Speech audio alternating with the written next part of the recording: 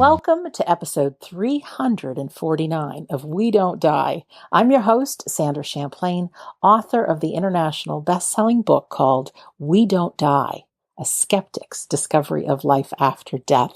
Couple of announcements before we start. Our friends at IANS, which is the International Association for Near-Death Studies, will be having their yearly conference online here in 2020. It'll be August 14th through 16th with over 60 presenters and panelists. It's a low price. There are many speakers on different topics related to the afterlife, grief, etc.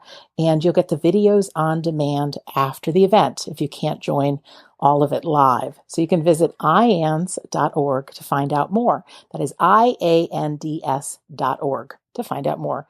The other thing is that I have what's called a Patreon page, and it is if you'd like to donate $1 per episode to this show, you are welcome to do that.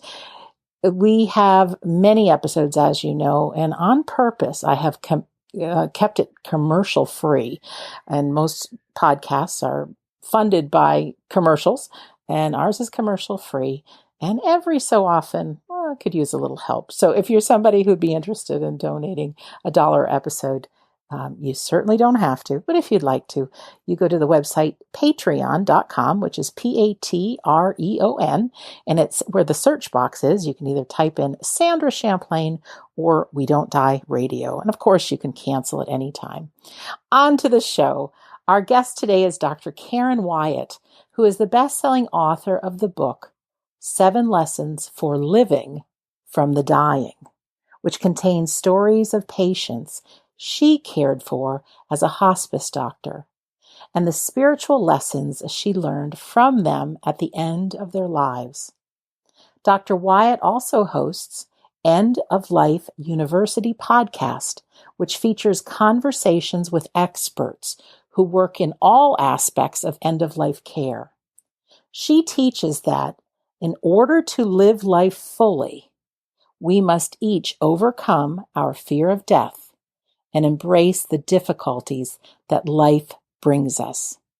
You can find out more about Dr. Wyatt at her website, KarenWyattMD.com, or the End of Life University's website is EOLUniversity.com.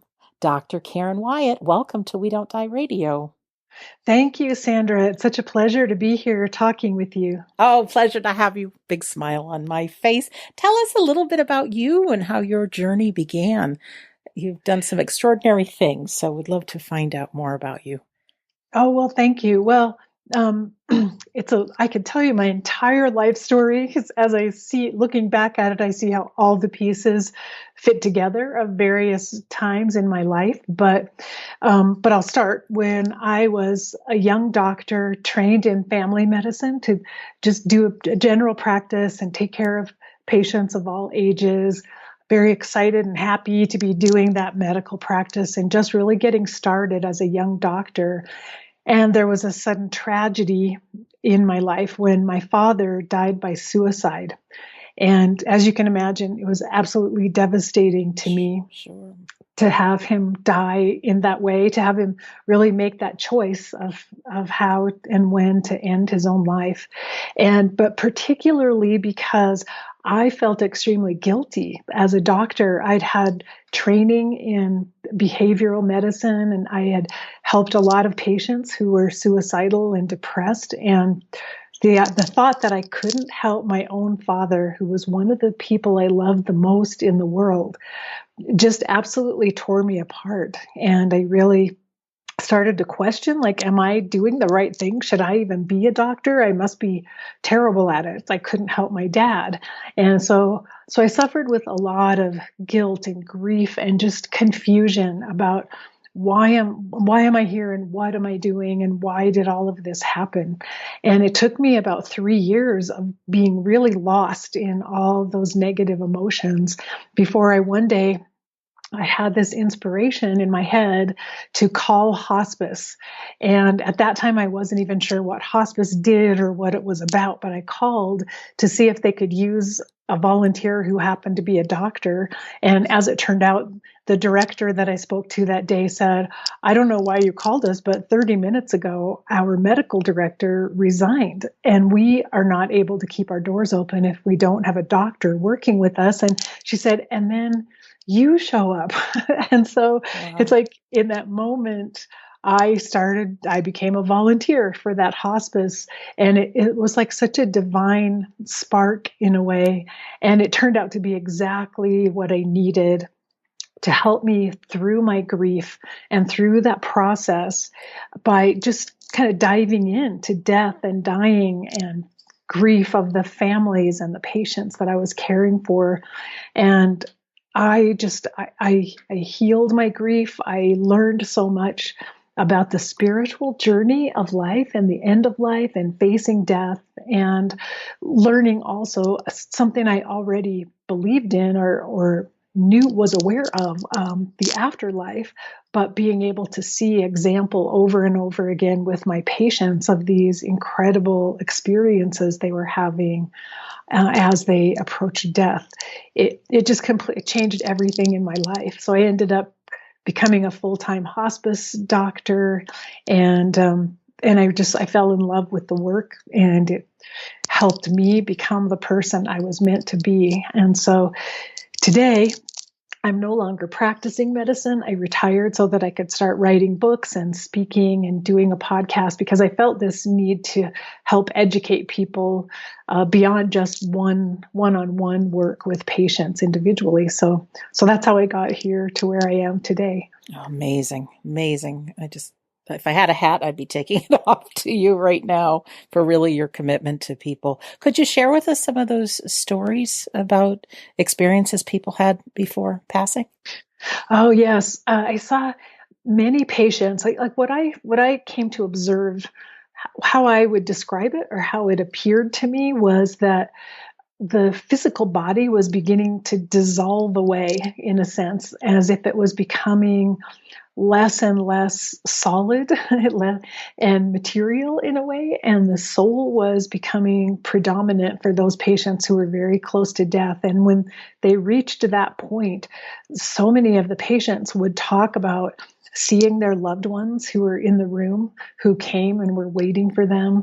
And they were very, very comforted by the visions that they had. Some of them talked with their loved ones and would describe conversations they had had. Others just talked about seeing a beautiful light, seeing and feeling love.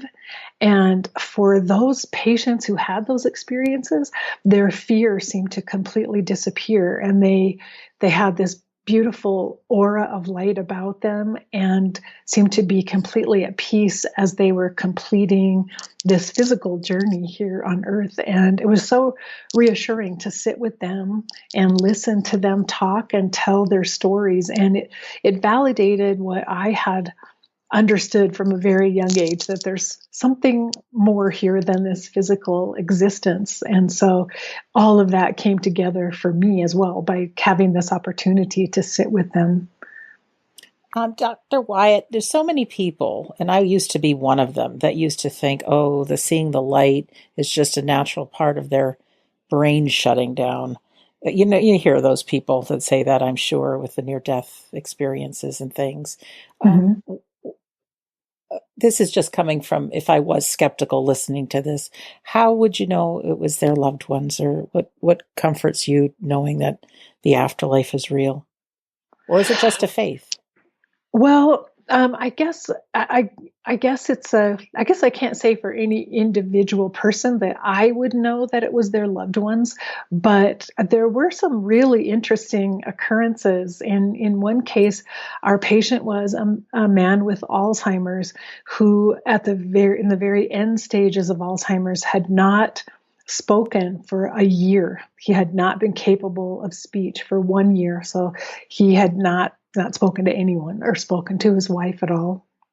And we were caring for him in the very last days of his life. When I came to visit one day, his wife was so excited and she said, something happened last night. I have to tell you about it. And she said, John was asleep in his room and I was in the next room. And in the middle of the night, I heard a voice talking. And she said, I got up and went into John's room. I thought, thinking, did someone come in the middle of the night? And she said, it was John.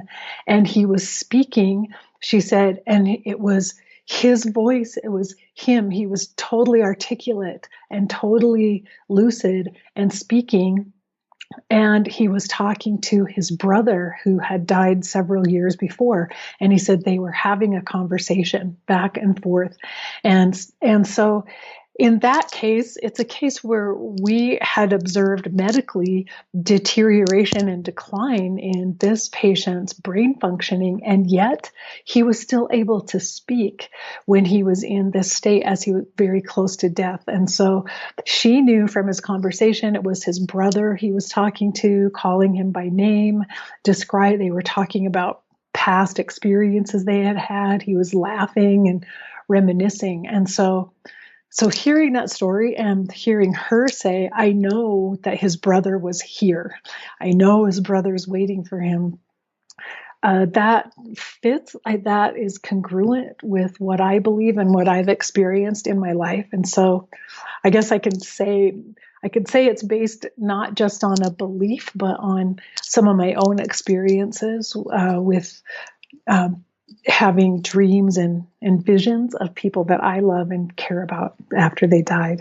Oh, that's really nice. I think it's good to be a skeptic because it gets us on this journey of looking for evidence, which now with me, almost 25 years later, no one can convince me otherwise. And I'd never push this on people, but it really is the journey, and there's so much to uncover. One of my favorite stories, I think it was in a Martha Atkins TED Talk, but she says there was a young boy who was in hospice, and he kept looking at the corner, talking to what his family thought were three imaginary friends, and it was just before he passed. And the names that he gave were the names of the last three boys that were in that room. And wow. yeah, those kind of things, come on, Yeah. they're there. We're all greeted and carried over. Yeah, it's interesting. I had always been I was very spiritual even as a child. And I remembered, having discussions with my mom when I was in elementary school, and I was trying to describe to her that God is so much bigger than the God that she was trying to talk to me about, that sounded like just a human being, a Mm-hmm. powerful human, that there was something else like God. No, God is bigger than that. Like God, you have to think bigger. And I never understood, like, how did I know that? Where did that come from? But then I remembered when I was 5, I had some sort of health incident happened, and apparently my heart stopped, and my dad did CPR and the paramedics were called. And so I was talking to someone from IANS who said, you probably had a near death experience when you were 5. I don't remember that at all. So I would never claim that without having a memory of it.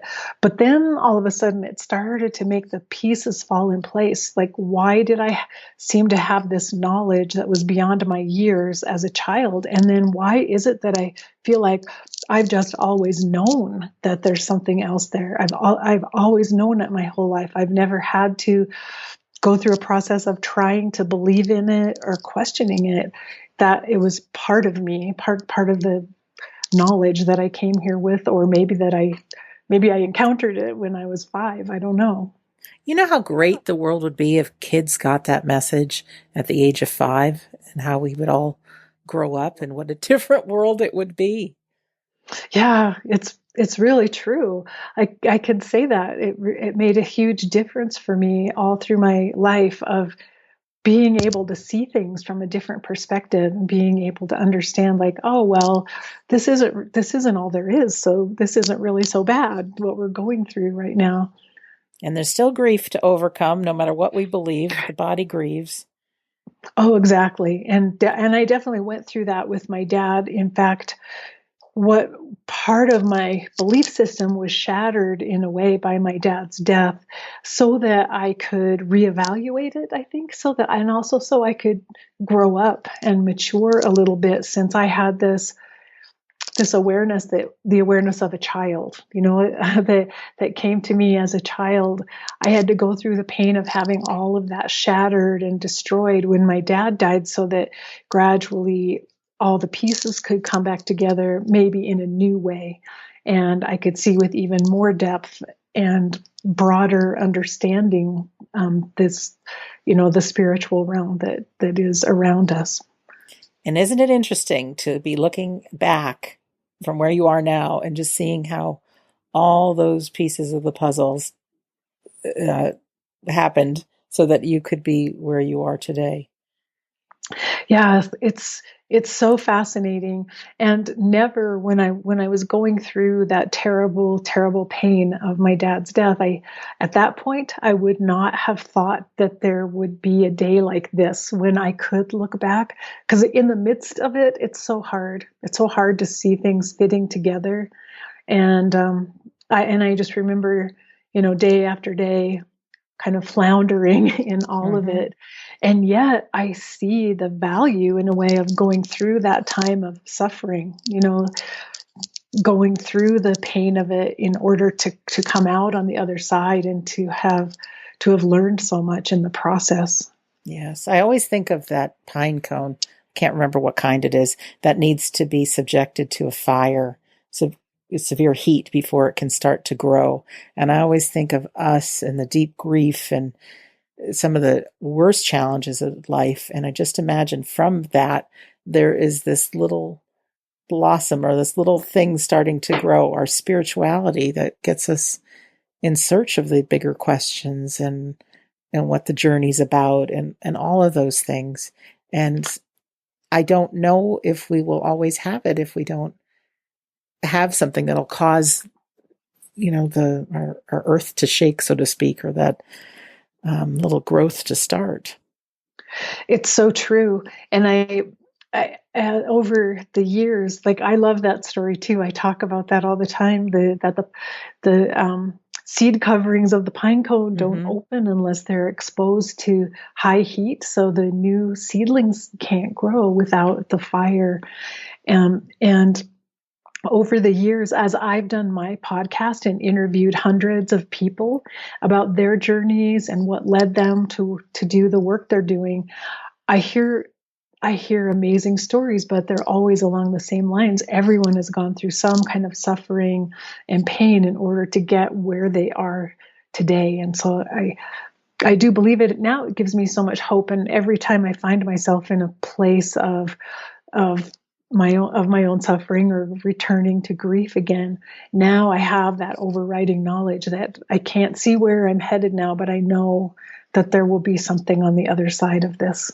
I agree totally. And we're recording this amidst the COVID-19 pandemic 2020, when everyone's lives are shaken up, but there's also been some blessings in it as well. More family time, slowing down, looking to see what's important. So I do think from this time, in a couple of years or 10 years or whenever it is in the future, we can look back and say, wow, without that happening, we wouldn't be here. Yes, exactly. And I see so many people now who are confronting deeper issues that they haven't looked at before. They haven't needed to. Right. Life just seemed comfortable, and they were complacent in a way. And it has shaken the world up. And so I think it's a powerful time when a lot of people are being asked to grow and transform. Yes, and I don't downplay at all people that have suffered great losses and lost their job or lost a life or been ill, or so many things have happened. So you do have friends, and there are people to reach out to, which we can talk about more a little bit later in the show. But I'd like to know about, well, first of all, how long were you practicing hospice, doctor? Well, I practiced in hospice off and off. I practiced as a doctor for 25 years, and I did hospice off and on all Hmm. throughout that time. Once I got started, I loved it so much. And the only thing that shifted is that we moved to a new community that didn't have Oh, a hospice where I could work full time anymore. So I went back to my family practice and then did hospice on the side as a volunteer. But I stayed involved in hospice all throughout those years because I I loved the work so much. It was so meaningful. I know many people that have volunteered with hospice and they don't have that fear of dying. And I mean, I know it may not be an easy thing to do because, you fall in love with people and they don't last, I guess to say, physically, anyways. But what a beautiful, beautiful thing to be there for the people and their families. Um, yeah, so I just think I really commend all of the hospice workers and volunteers. And hospice is nothing to be afraid of. I think when you hear the word hospice, you think, okay, that's the end. Can you just speak a little bit about what hospice is? Because I don't know, honestly, if everybody knows how cool it is for a resource for people. Yeah, and I'm sure you're correct. A lot of people don't know, and they may have only heard of it vaguely. But so hospice is it's kind of a system for caring for people at the end of life, and it's a benefit that's available to people through Medicare or insurance. That's uh, for the last 6 months of their life in general.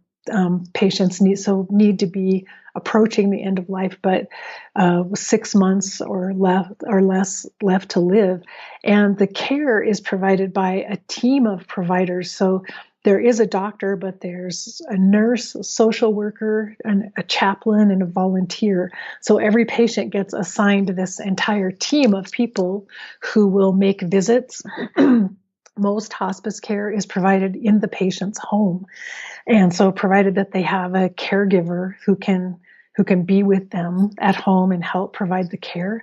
There are inpatient units where hospice can be provided 24/7 if the patient needs that professional care around the clock. And then patients can receive care wherever they happen to live. So if they're in an assisted living facility or a long-term care facility, they can get visits from the hospice team there also. So this team of people has been specially trained to work with people who are dying. And so what's different about it is that, excuse me, there's no longer a focus on curing a disease or a focus on how can we treat what's happening to you to make it better. The focus becomes on how can we help you live as fully as possible with the time that you have left. And that's the really interesting part. The whole staff is committed to helping people be comfortable physically, but also emotionally and spiritually, and helping families come together, helping them all along this journey to have the best experience they possibly can, and making sure that no one feels alone as they're going through it. So the family can be trained in, how to care for their loved one at home, how to be with their loved one, and the hospice staff, the social worker and chaplain, are really good at helping families come together who may have conflicts between them. They can help them work through that so that they can all be together with a sense, excuse me, with with love and compassion as their loved one is facing the last days. It's really amazing and remarkable care. And in my opinion, it's some of the best medical care that our system offers to people because of that team approach. And really all types of medical care should actually be given in the same way, I think, with a team of people who just care about you as a whole person. And as far as pain medication, they are, my dad spent a little time in hospice trying to regulate some of his medications, and really to make people comfortable that are experiencing pain, correct?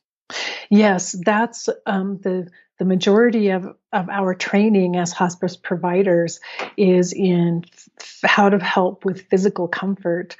And so we learn a lot about various medications that are available, but how to use medications sometimes in a different way. We combine them in certain ways to help with physical comfort and to alleviate other symptoms. And so the average doctor doesn't really get the same knowledge through their training or even in the work they do with patients. When they treat pain, they write a prescription and hand it to the patient, but we're there with them every day, and we have lots of creative ideas for things we can add or change in order to help with pain. So that's part of our, that's probably one of the most important parts of our training, is how to make sure patients are not in pain. Now, I will say probably not every hospice is as good as other hospices, because, it all depends on how much training the staff has had, but that's the goal always, is to provide that comfort and to get the medications titrated properly, so that the patient doesn't have to go through pain. Oh, great. I know mankind's biggest fear is dying. I do. And I think once we handle that we don't die, and now I can't believe you're episode 349. Wow. We've done a lot of talking about the evidence of the afterlife, which is great. But then it leaves nobody wants to suffer. And it's really great that there are places like hospice. And I had no idea that most hospice is provided in the home. Oh, wow. I had no idea. So thank you for sharing that about hospice. You're welcome. I wouldn't mind we talk about what you're up to now, because I didn't know about End of Life University and your podcast, and your book just came out, didn't it? Yes. Well, I'll explain that. Yeah, it came out in May of this year. Wow, great. While I was doing the hospice work, it was an amazing privilege to sit with patients at the bedside and just listen to their stories, and listening to them tell me what they were learning as they were looking back on life from the very end of life here on planet Earth. And it became clear to me that each one of them was having some sort of a spiritual experience and a spiritual learning that was happening at the end of life. And I got to be the student, just sitting and listening and taking all of that in, of what is it like to be at this time in your life when you only have a few weeks left to be here. And over time, I began to gather their stories, because they were so powerful. And I would journal every day and write down some of the stories patients had told me. And one day, a patient said to me, I have just learned the most profound lessons of my entire life. And he said, what makes me sad is that I'll only be here a short while longer, and I won't be able to share this knowledge and this wisdom with other people. And he said to me, would you tell my story? Would you teach other people what I have learned? And I made a promise to him that day that I would. And so I knew in that moment, someday I will write about this. Someday I'll write a book or something. I'll write these stories, and I'll be the voice for my patients who didn't have the opportunity to teach other people what they were learning.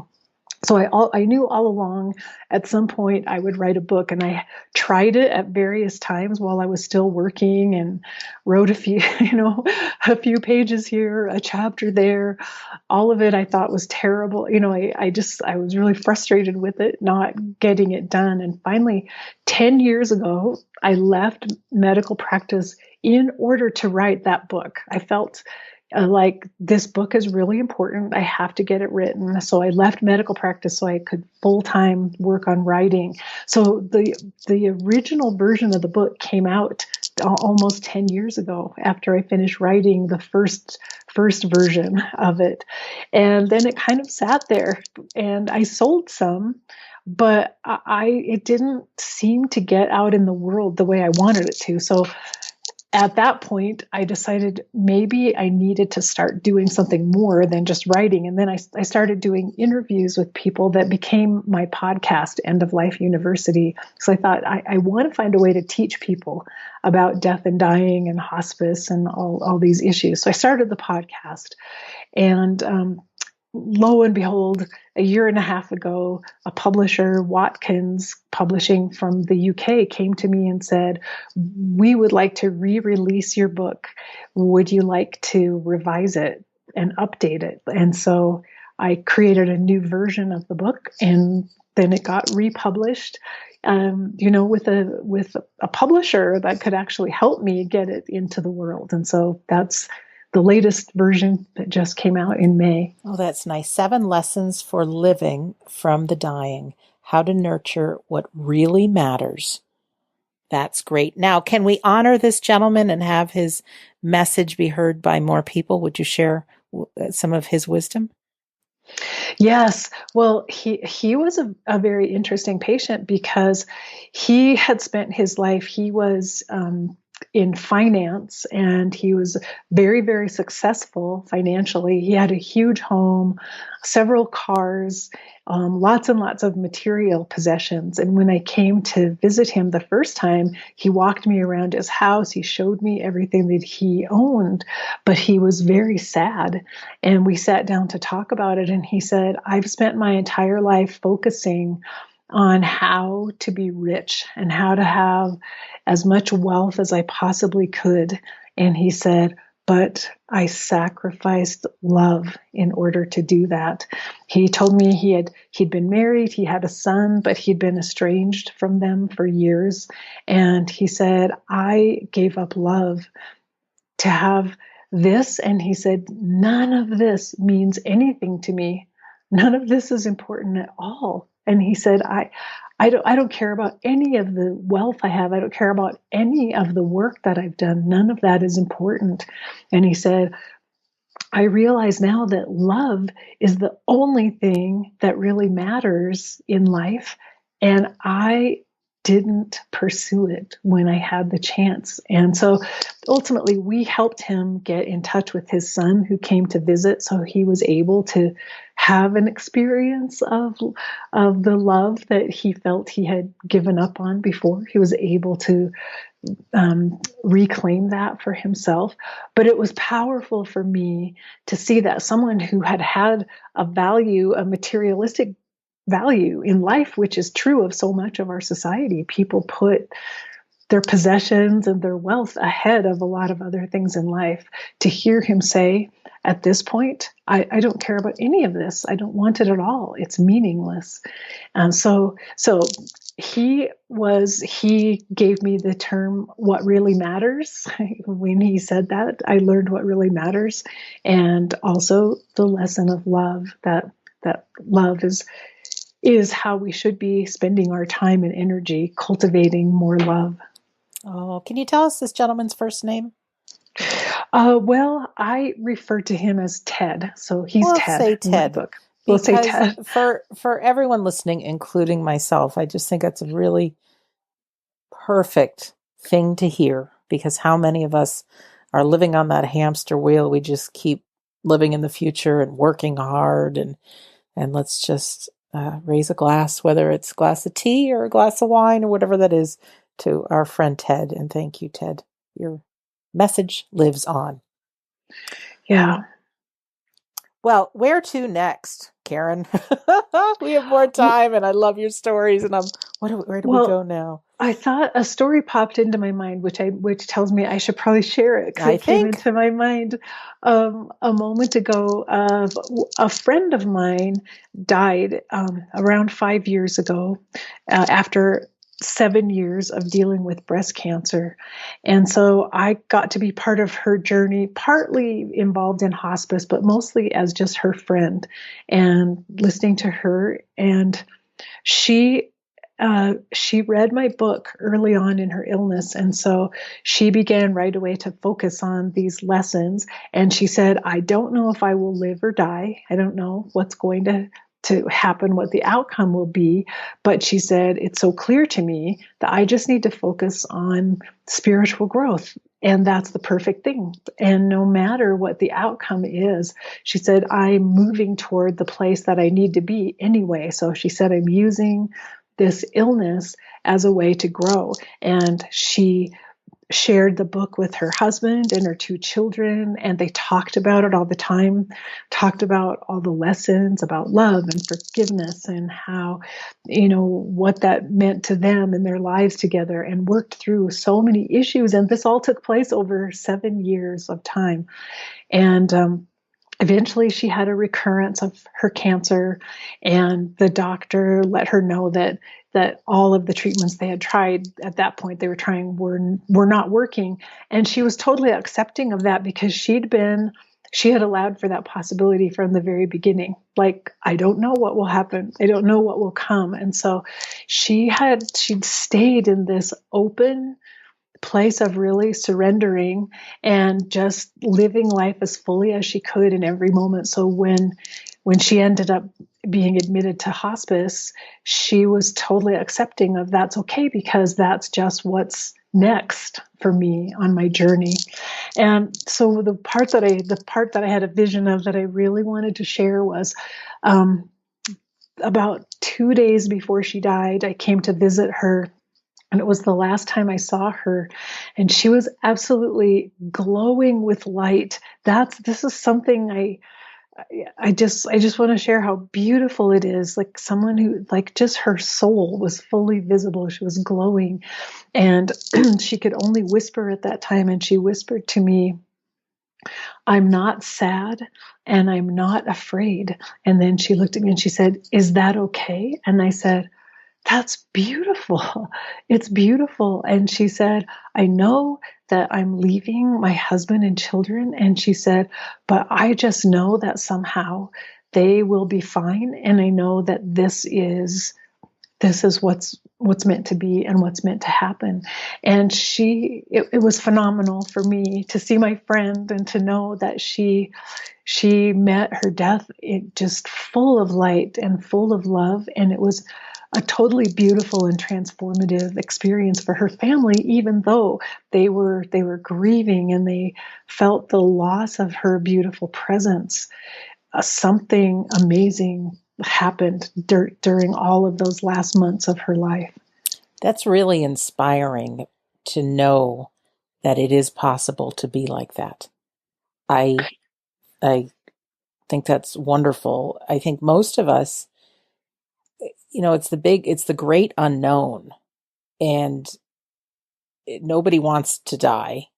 And, we think about it, and I think about it sometimes, and I'm pretty tough.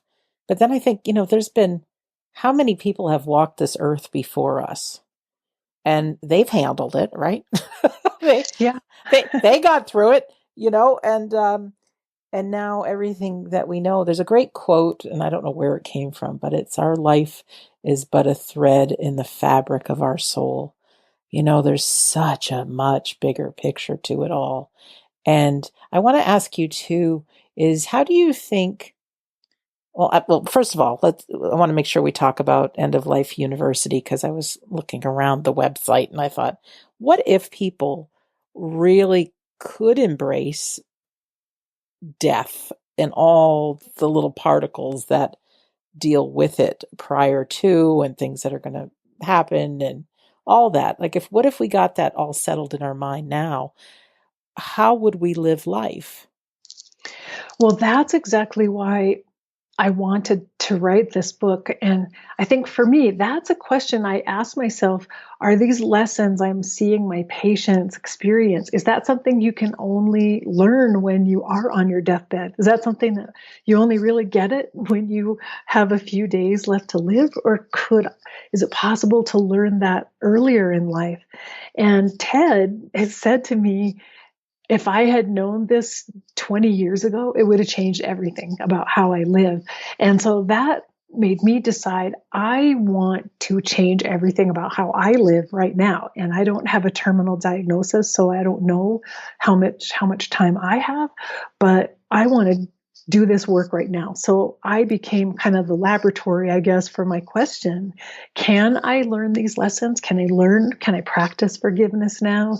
Can I focus on being in the present moment now in my life? Does that work? And so that really became the intention for all of my life, is how can I learn these lessons now, and what does it change?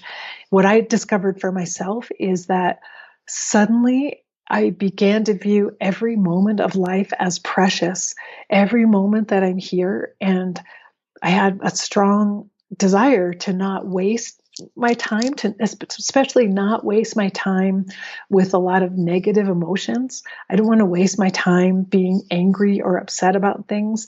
If I could quickly get myself back to a place of joy and love and grace, I wanted to get myself out of that anger and not spend time there if I didn't have to. So for me, that became like, that manifested itself over all these years of time now that I've been working on writing the book and putting it out in the world, is seeing my own life change. And so that reinforced for me the importance of putting these lessons into the book and bringing it to the world and encouraging people, like my friend Mary Lou did, encouraging people, if you are willing to look at it and face the fact that you'll die one day, it could change everything. And it could bring so much more meaning and fulfillment into your life right now, if you actually commit to it and do the work. Oh, it's really great. Really great. Yeah, my mind is just thinking of what would be possible. Really, I thought one day, and this might sound a little bit morbid, but you know how we have all these nice meditation things and healing and visual imagery and the journeys. I thought, what if we had one that we are approaching death and looking back on life, and we shut our eyes for the final time and we open them and we are crossing a finish line, and our loved ones are there and our pets are there and we're our perfect age. But during it, Karen, I was thinking, when we look back, did we do what we wanted to do? Did we say what we wanted to say? Did we focus on love and forgiveness? And so I have not put that meditation together, but I just thought, if we could embrace that now, I think we'd get a heck of a lot of things done. Relationships would be healed. Oh, you're so right. I totally believe that.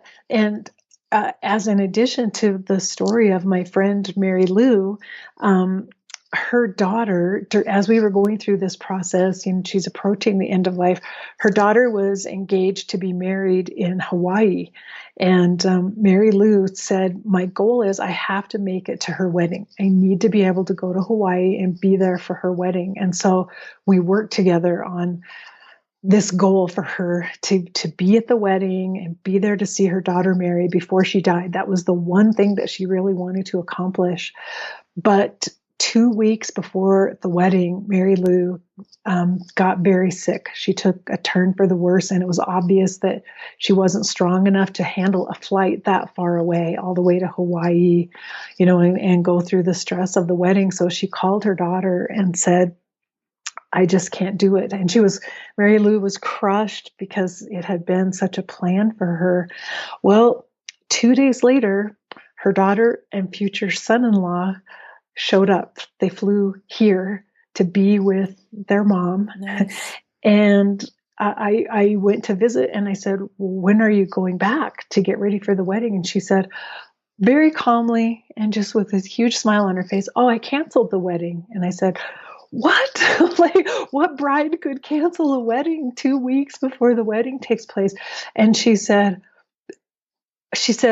well, of course I canceled the wedding. Being with my mom is what really matters. She said, a wedding, that could happen anytime, but being with my mom is what's important to me.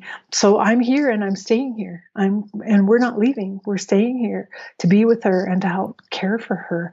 And I was blown away after all the Bridezilla stories. Yes. I've heard of brides who would, I think to cancel a wedding that you've been planning for a year was huge. And yet for her, it was very small compared to being here and showing love for her mom and taking care of her. And in the end, this daughter and her fiance got married on the deck of her parents' house. Her brother came to the wedding, and they had a friend officiate the ceremony. They played music on a CD player. They picked wildflowers. They baked a cake together, and Mary Lou got to be at the wedding in the end. It Oh, was just a that's so nice. completely different wedding than they had imagined. So, like, that again was a powerful lesson to me that, wow, not only was Mary Lou working on learning what matters in life, but she taught her children so much so that her daughter just willingly let go of all of her plans and completely reshaped her wedding. And so, wow, this family, so many powerful stories that came from them, and just how beautiful their relationship was, and how they cared for one another at the end of Mary Lou's life. That's beautiful. Not everybody is lucky enough to have their parents still alive, but for those of us that do, love the heck out of them. They gave us so much for us to be here. And it's just a really great, great, great story. And for those whose parents are not walking along as a human, they can still hear you. They're still with you. They're still cheering you on. So it's really nice. Tell us a little bit about End of University, your website. Well, it's the End of Life University. It accompanies my podcast. So the podcast episodes are available through there, a link. I also post blogs there. And I have had the desire of just providing as much education as possible for people. So every time I hear questions that come up or what people are looking for, I try to find a way to provide that to them, whether someone I interview for my podcast or a blog that I write. And I've created a few courses. One is on filling out advance directives to help people with that. And another course is actually how to teach a class on death and dying, because I met lots of people who said, I've had experiences too, and I want to teach other people in my community, but I don't know how to put a class together. So I made a course to help would-be teachers learn how to create their own class. So that, because I really feel we need a lot more education about end of life issues, and by helping people who want to teach learn how to just do the nuts and bolts of teaching online or in person, I can help them. I can help get more classes out there in the world. This is so important, and I am going to be your champion and share you as much as I can in this interview, because it's so important. It's something we don't hear about too much. You know, we're concentrating on so many things busy in life. Yes, there's people that want to learn about the afterlife. We talk about living life fully, but not much about end of life. Yeah, and isn't it interesting? I mean, given that it's the one thing that we share We're all with going to do. every person, that how little we really talk about it. And it makes me sad that we've lost that aspect in our society, because at least I believe that a little more than 100 years ago, people must have talked about it more, because most people died at home then, and they Yes. received medical care at home, and funerals were held at home also. And so it feels like we've distanced ourselves from all of that so much, and it's really just a natural part of this physical life. Even though we're also having a spiritual life, we chose to come here and be in physical bodies. So this is what happens to physical bodies. It's a natural process, and it feels sad to me that most people don't get as much out of it as they could. They experience so much fear, and they tend to deny it and avoid it, when if they could simply embrace it, it could have so much meaning for them. I agree. This everything that I do with We Don't Die Radio is to help people who have experienced grief, and also to help people live life fully. My day job has been for many, many years catering for race car teams. My mom and I have a business. We set up a big tent at racetracks and we serve breakfast, lunch, and dinner. And that's on pause right now because of COVID-19. But one of the race car drivers who won tons of championships, he had seen that I had written this book, We Don't Die. And very secretly, he's like, what's this all about, Sandra? And I told him, and he said he had never shared this story openly, but he said when he was in his 20s, he got into a terrible car accident and ended up flatlining on an operating table, ended up going into a coma. And he said, I was greeted by my grandparents in a world that made this life seem like just a dream. So clear, so vivid. He said, I knew what had happened. I knew I was with them. I knew I was fine. And he said he was able to, he actually felt himself hovering over his body, seeing mom and dad and his brother praying by his bedside. And he felt like he had the choice, continue on with grandma and gramps or come back. And he knew to come back. But he said he never forgot that experience. It's more vivid than any memory he has. And he said, without the fear of dying, I no longer had the fear of living.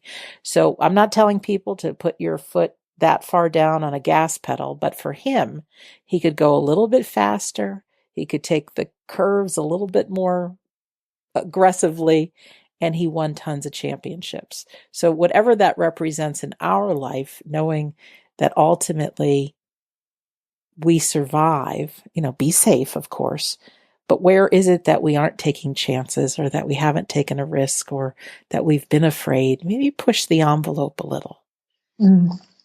That's so true. Fear really causes us to constrict our lives in so many ways. And we're actually here to experience all of it, to blossom and grow and take in what life has to offer. Yeah. Here's a little trivia. I think you probably know this, but I was just talking to my mom about this today. Back in the day, we were talking about 100 years ago, people would die at home. In fact, they would die in the parlor.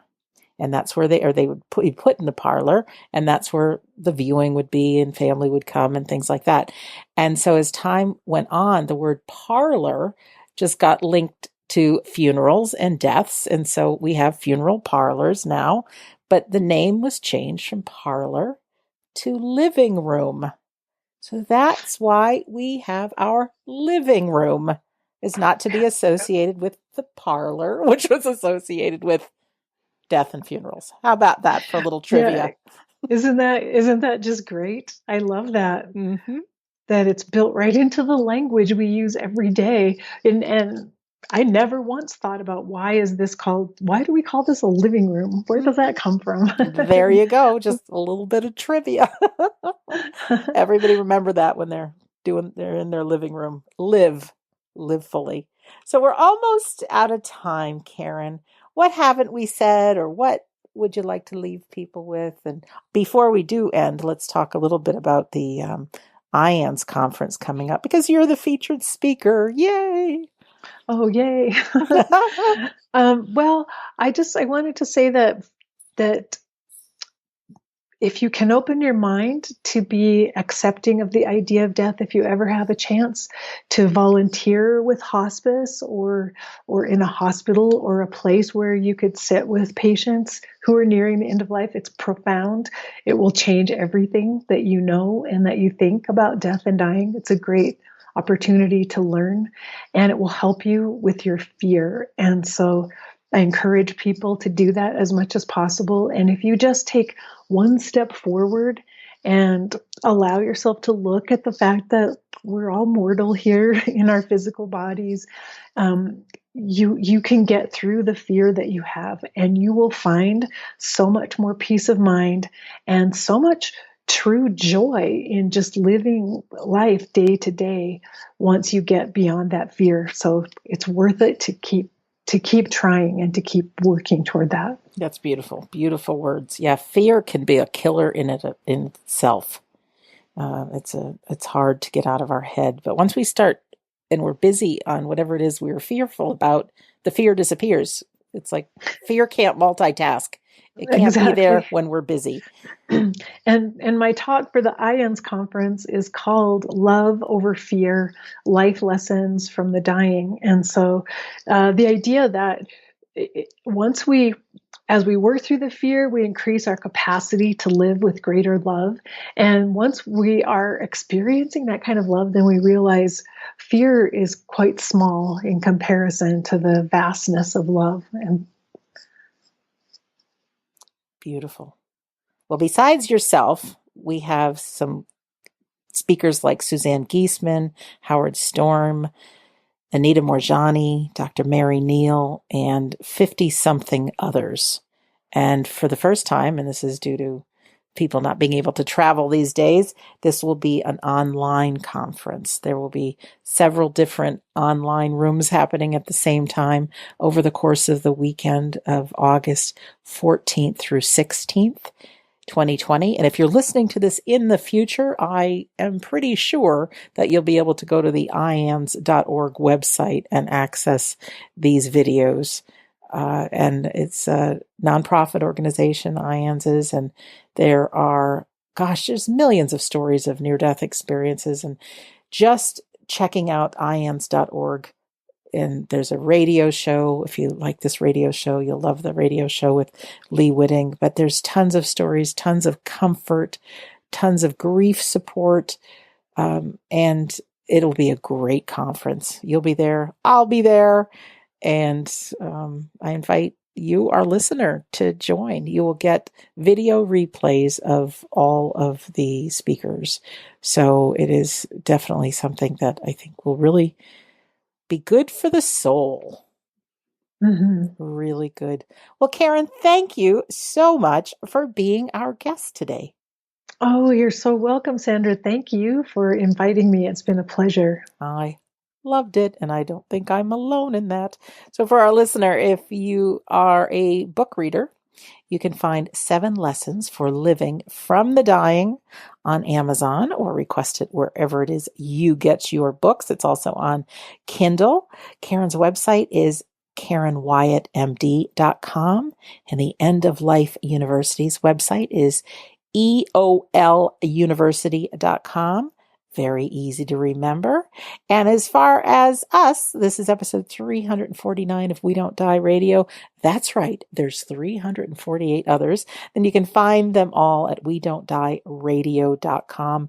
There's a little pop-up that says, would you like to join our Insiders Club? And that's just a fancy name for my email list. And if you do, when you do, it says get a free I think it says a few chapters from my book, We Don't Die. Well, the secret is it's the whole book there because I want you to have all this information. Chapter 10 is a very healing chapter about grief. And so if you have experienced the loss of a loved one or even a loss of a job or a loss of health or some kind of loss in your life, it really helps understand what's going on in the brain and things we can do to get through it and to feel better. And there's also a healing audio called How to Survive Grief. If you're somebody who likes audiobooks, go to WeDon'tDieRadio.com, click on store, find the audiobook there and type in coupon code FREE, FREE, and you can listen to it. We are now doing online courses and events and mediumship demonstrations. And we have a Sunday service that we're doing that sprung out of this being in lockdown, and we're going on our 20th Sunday that we have prayer and music and inspiration and great readings, and we embrace the reality of the afterlife. So at the end of every service, there is a medium or two that does a medium demonstration. So that's, I think, pretty cool. I do think that's pretty cool. Those are all available to watch on YouTube also if you want to watch one of the past ones. If you need a little support in your life, we have a Facebook group, We Don't Die Listeners, and just type that in and you'll join a group of a lot of people, and we are here to support you. We really are. Absolutely. You can meet like-minded new friends and really get that support. We all need people. So in closing, I'd really like to thank you for being here. I am Sandra Champlain. I feel so delighted to have such interviews with people like Dr. Karen. I do believe that life is an education for the soul and that our lives here on earth are important. So let's not wait till the very end and to listen to make those differences and figure out what's important in life. Let's start with love, and that's something we can all practice right now. So thank you for listening, and we'll see you soon.